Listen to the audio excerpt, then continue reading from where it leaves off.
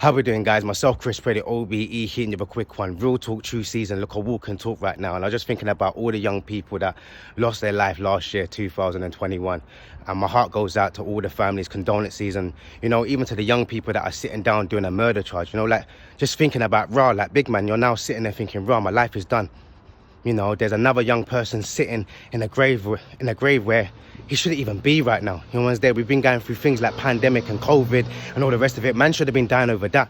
Man can't be dying all the time over stabbings or knife crime and all the rest of it. And I'm not blaming no one. I'm not blaming no adults. I'm not blaming no elders. But I'm just trying to say enough is enough.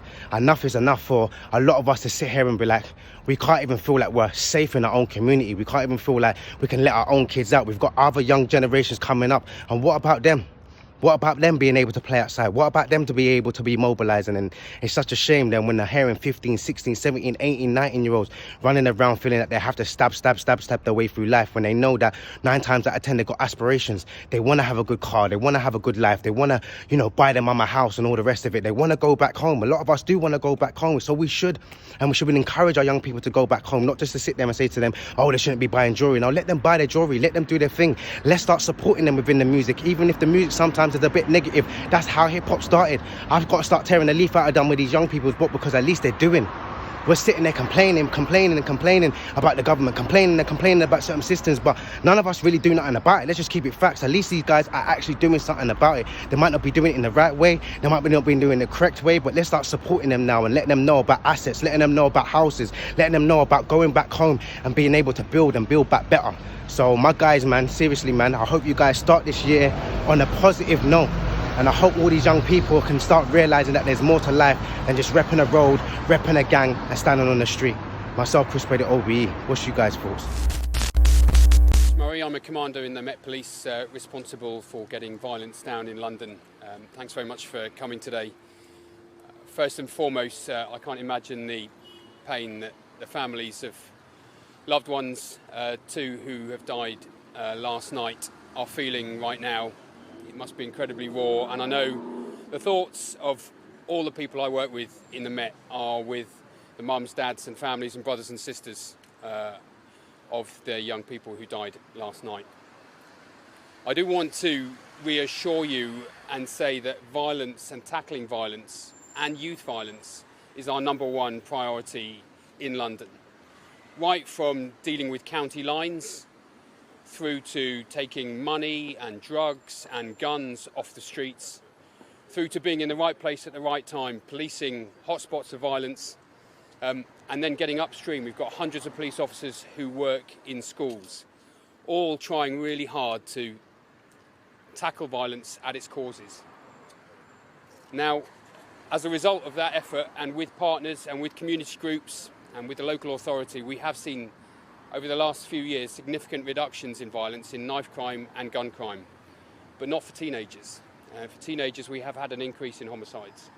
And I guess my message today, other than to speaking to the families and friends of those that London has lost tonight, is to say you cannot carry knives in London. This is what happens when knives are carried, and we all have a role in relation to tackling knife crime.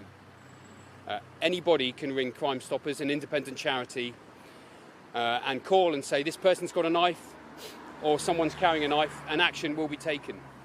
We take about 400 knives a month off the streets from young people who are carrying knives, but in actual fact everybody has a role to play here and is playing, and I just encourage anybody who knows if someone is carrying a knife, tell them not to. We know people get hurt if you carry knives. It's not something you should carry if you're fearful. If you're fearful, don't carry a knife. That's the main comment. I'd encourage everybody to get involved. You've seen how we work with community groups to tackle violence.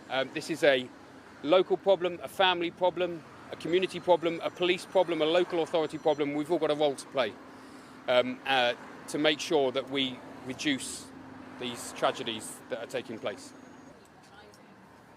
Yeah, so the tragedy is teenage murders are up, total murder rate and knife crime is down, and we are doing a lot of different things. We're investing in prevention, putting officers in schools, as I mentioned.